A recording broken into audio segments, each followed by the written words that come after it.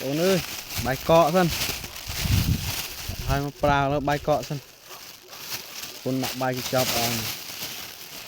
mình phải chịu cái nào không vậy ngay anh ơi một chân ra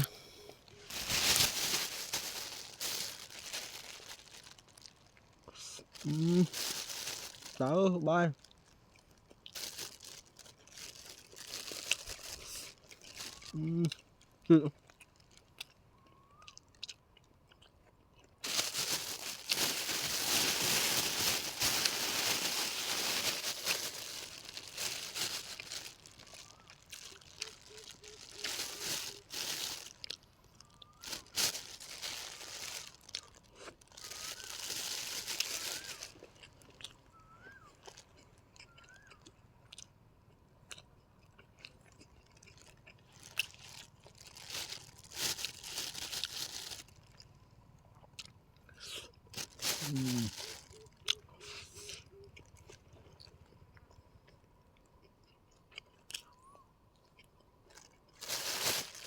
bài này ăn nắp ạ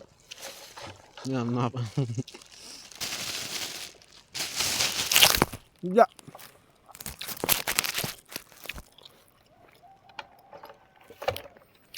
mà cặp nè con là con nó ban máu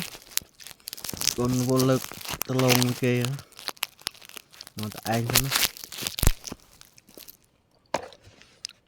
bye bye không ôn ạ